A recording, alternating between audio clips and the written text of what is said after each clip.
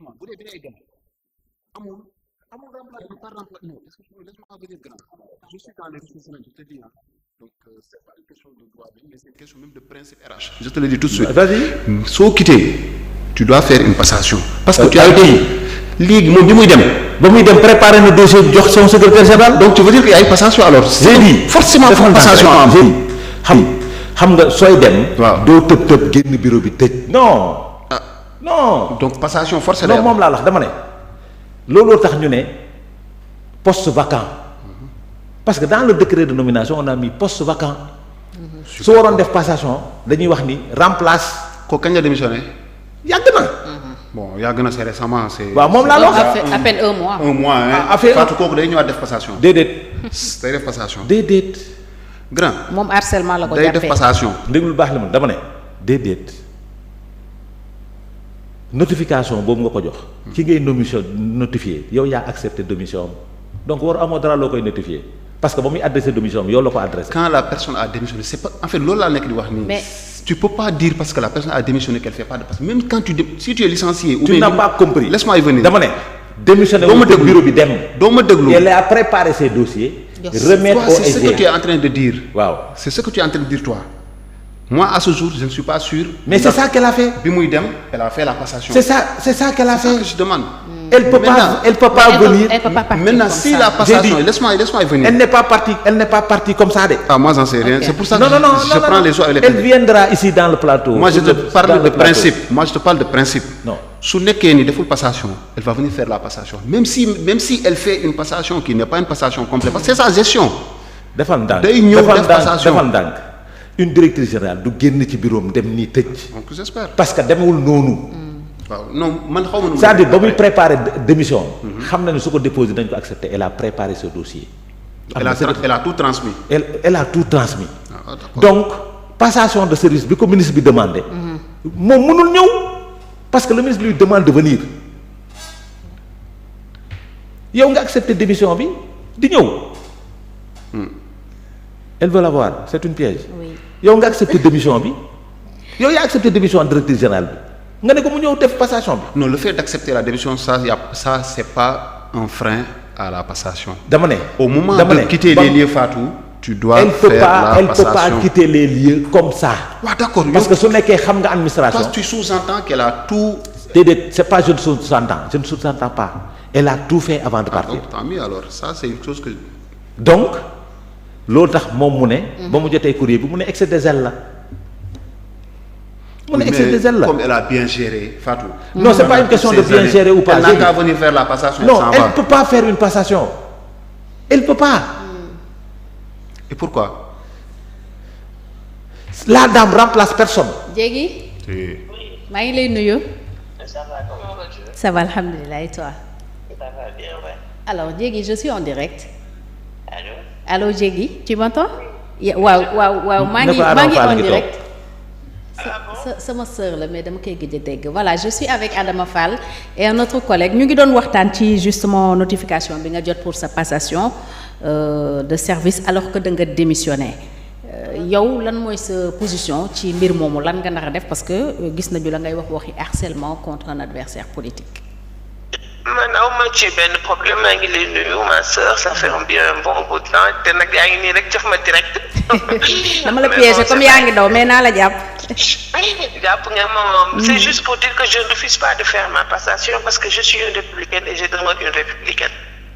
Si on m'avait appelé par le biais de l'IAF, c'est-à-dire l'inspecteur chargé des affaires administratives et financières dans le ministère qui assiste les passations su ma woowoon ni ma suba ñëwal def passation ma dem suba ndax man pare naa depuis bu yàgg. wax naa la depuis le 2 avril laa jàpp ne man nekkatuma agent même bu fekkee maa ngi doon dem na mais dañ ne man naa xaar ba classe républicaine bi passé pour ma mën a def sama démission.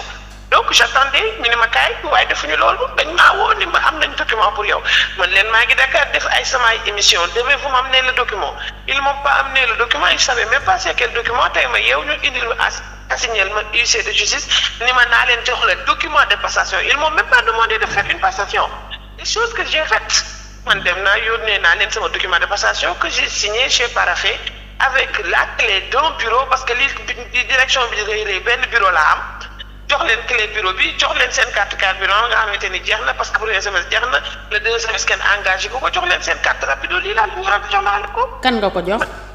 jox naa ko l'administration parce que IAF laa ko waroon jox madame la IAF n'a pas voulu prendre ça ñu dem yóbbu ko bureau ministre n'était pas là-bas le ministre n'a pas récupéré ça ñu yóbbu ko au niveau du DST le bureau du DST le DST n'était même pas au courant il n'a pas voulu récupérer ça mais dem naa déposer que par voie courrier ñu defal ma décharge ma jox leen sama dossier de passation jox leen seen clé yooyu ñu defal ma décharge ma dem sama yoon. alors werante bi ñu nekk mooy ndax da nga war a def passation ou non comme da nga démissionné yow kon bañoo def passation et def passation aussi lu normal la. non du tout bañu ma def passation parce que je demeure une républicaine mais nag ñaaw na ba pare jeex na ils ont demandé les documents j'ai fait les documents jox naa leen ko ñoom ñoo ciy seet et puis moi vraiment c'est triste vraiment acharnement bi daal ki ma bëgg mu doy képp koo xam nag soxla nga ma sur le plan politique nga bëgg jàkkaarloo ak man sur le plan politique boo ko ñemee di nga ñëw ma waxante ak yow muy le ministre muy le secrétaire général bi fa nekk ndax moom il avait fait un mouvement de soutien pour Amadou Ba et bu retourner vestam ça l'engage moi je suis avec le président Macky Sall je suis membre de l'APR et je l'assume quoi que cela puisse advenir donc je demeure une républicaine dem naa nag ba mu jeex tàkk jeex na tàkk signé naa samay document paraphé naa jox naa leen seen bagage je pense que tàqalikoo naa ak ñoom bu ñu ma woowee nag sur le terrain politique maa ngi taxaw ak ñoom mais je demeure convaincu que ça c'est pas élégant du tout nous sommes des républicaines et ce Sénégal ñoo ko bokk quoi que l'on puisse dire Sénégal gii kenn du ko mën a xaar pour ñaar te nag Ablaye Wade moo mën a dem Macky Sall dem par force président Diomaye Diakhar Faye day dem boo xalaatee da nga fi bàyyi état et l'état demeure froid et fort kon di nga xam lan ngay def ndax bésu dugg moom da ngay xalaat rek bésu génn dina jot. d'accord léegi internet Télé Sénégal yi ñu ngi lay réclamer jéegi dam lay booleeg ñoom en direct ñu ngi lay xaar kañ ngay ñëw.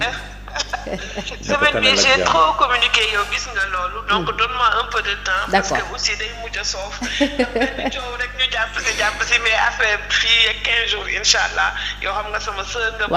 waa naa la woo su ma paree naa la woo à tout à l'heure merci ma grande. alors kon leer na Adama Cheikh je pense que c'est clair ce qu'il a dit ba ñu def passation parce que du passation mooy problème mais ni ñu ko defee la. je crois que oui. c'est. non je suis d'accord avec elle parce qu'en fait xam nga li am solo. mooy qu'elle soit dans les dispositions de faire la passation. Ouais. parce que la passation dafa am solo si moom am solo si ki nga xamante moo ko fay utu. am solo si moom mooy day permettre moom mu jébbal lépp la mu war a jébbal ki nga xamante ni moo koy remplacer. mu am décharge mu ñu xam ne ni kat moom la ko waroon lépp mote na ko mu dem mais kee tamit dina xam lan mooy existant bi. et aussi ça permet aussi de discuter des dossiers urgents yi nga xam ne peut-être. que moom mu ngi ko doon gérer mais que c'est pas arrivé à terme avant son départ.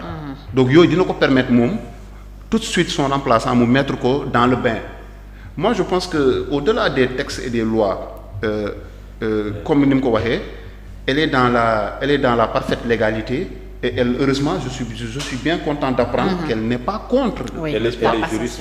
c'est ce que j'ai dit qu'elle n'est pas contre de faire parce que faire passation ça. da koy permettre moom ci boppam mu leeral ci dossier yi mu doon liggéey. et aussi suba bu ñu ko bëggee laaj mbir dina ne man kat voici la décharge voici tous les dossiers yi nga xamante ni traité naa ko j'ai mis à disposition de mon successeur. kooku tamit il pourra se fonder sur ça et selon aussi parce que même su nekkee da nga démissionné faatu poste di dem gis nga liggéey li nga wax sànq dafa am solo dañuy laawante biir man tey c'est vrai si j'étais directeur quelque part et que yow nga war ma remplacer moi je souhaite pas ton échec. donc man boo ñëwee dama lay mettre au fait mettre au parfum de ce qui se passe et aussi des dossiers yi nga xamante ni yow war nga ko gën a biral peut-être boo ñëwee yooyu ngay gën a focus pour ne pas avoir de problème. c'est que dafa ñaaw nu mu demee. léegi parce que y a un journal qui a sorti des informations sur elle. du traitant de détournement de 30 millions. de trucs sur ces traitants là te ces informations nee nañ c'est un rapport qui a été fait. Ces informations là sont issues du ministère des. mais elle est présumée innocente heureusement. oui mais xam nga le combat politique qui est en train d'être mené c'est dafa ñaaw ko ay ça ne doit pas exister dans une administration ça ne doit pas exister dans une administration c'est-à-dire génn na dem defi émission def émission le matin et revient on lui sert une demande d'explication pour ça parce que nee nañ ko sa toog na 1 mois ñëwul liggéey si or que ça c'est de fausses informations loolu tegul fenn loolu la quoi c'est-à-dire. donc pendant 1 mois elle n'est pas travail. loolu tu dis que c'est pas. les faits ne sont pas déroulés. moom elle toog na ne loolu amul toogul 1 mois dem liggéey parce que sañu ko quoi. parce que quand même comment peux-tu rester un mois elle est responsable. Toi tu ne le feras jamais les gens ne le feront jamais. ko loolu ku ko def da nga yabaate. Maintenant il y a des préjugés que les gens ont il y a une guerre qui existe entre moo tax quand on dit que nommé na 82 personnes je dis bravo il doit faire vite pour enlever parce que sinon day am ay télescopage day am cooki entre les directeurs généraux et les ministres de tutelle. Parce que les directeurs généraux sont sous la tutelle des ministres quoi donc day am télescopage day am nangam tangam.